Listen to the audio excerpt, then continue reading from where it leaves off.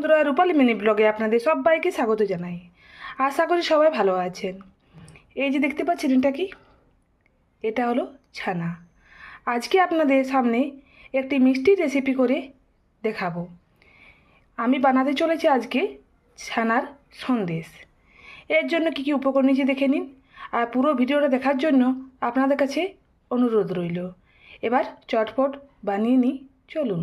ছানা সন্দেশ বানাতে বেশি কিছু উপকরণের প্রয়োজন হয় না।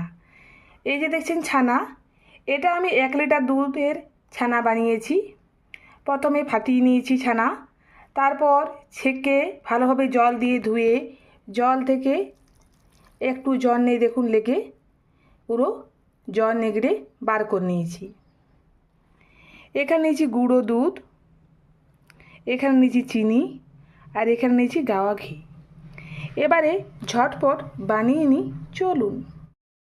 ছানা সন্দেশ বানাতে প্রথমে নিয়েছি আমি, এখানে দেখুন সব ছানা।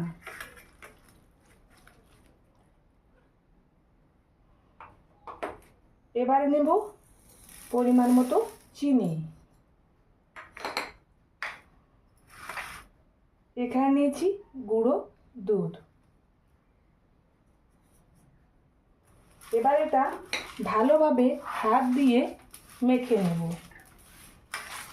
এইভাবে অনেকক্ষণ ধরে, যতক্ষণ না চিনির দানাটা পুরো গলে যাচ্ছে ততক্ষণ পর্যন্ত আমি এইভাবেই মেখে নেব। চলুন মেখে নিই। এই যে দেখুন পুরোপুরিভাবে মাখা কমপ্লিট। এই দেখুন খুব সুন্দর হয়েছে, দেখুন মাখাটা একটুও হাতে আর চিনির দানা লাগছে না। পুরোপুরিভাবে চিনি গুলে গেছে এই ছানার মধ্যে, পুরোপুরিভাবে মিক্সড হয়ে গেছে সব কিছু। এই যে দেখুন, এবার এগুলো গুছিয়ে নিই আর পরের স্টেপে আসা যাক। গ্যাস অন করে নিয়েছি, কড়াই বসিয়ে দিয়েছি। কড়াইয়ের মধ্যে এবারে দিয়ে দেব গাওয়া ঘি। যেমন অনুপাতে ছানা রাখবেন সেই অনুপাতে আপনি গাওয়া ঘি দিবেন। আমি এখানে 2 চামচের মতন গাওয়া ঘি দিয়েছি। আর গ্যাসটাকে মিডিয়াম আঁচে রাখবেন, না হলে তলাতে লেগে যেতে পারে।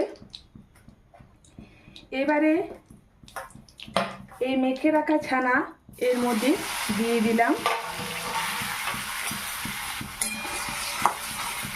হালকা আছে একটু নেড়ে চেড়ে ভেজে নেব কিছুক্ষণ ধরে।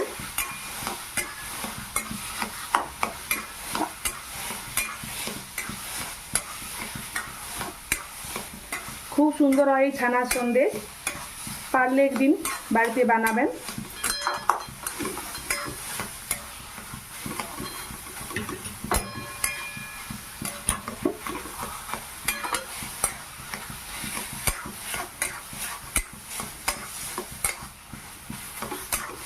খুব সুন্দর গন্ধ উঠেছে। আপনারা চাইলে এখানে লং এলাচ দিতে পারেন, আমি কিছু দিলাম না।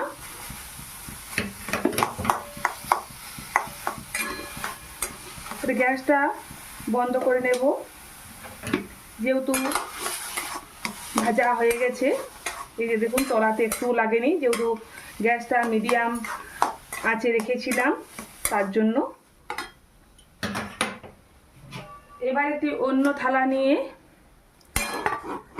ওখান থেকে আমি উঠিয়ে নেব এইভাবে।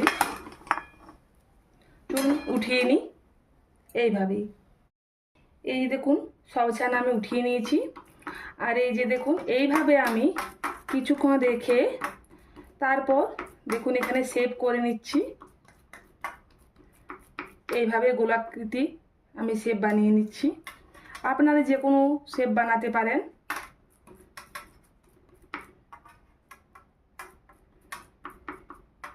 ছানার সন্দেশ খুব খেতে ভালো লাগে, আমার বাচ্চারা তো খুব পছন্দ করে এই ছানার সন্দেশ।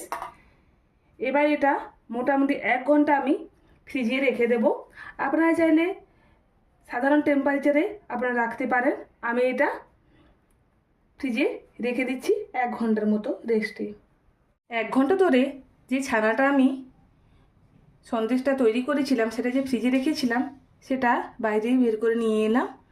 এবারে এটা দেখুন একটা চাকুর সাহায্যে আমি এটা কেটে নেব।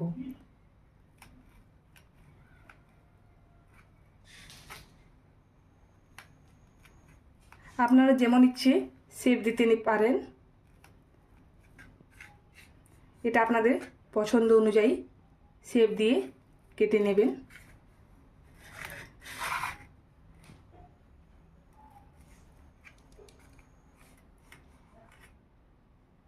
আমি এইভাবেই কেটে নিচ্ছি বরফি টাইপের।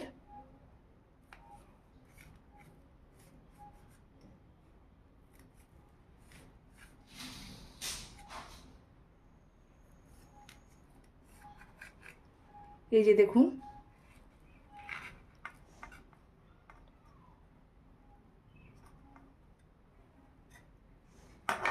খুব সুন্দর হয়েছে দেখুন।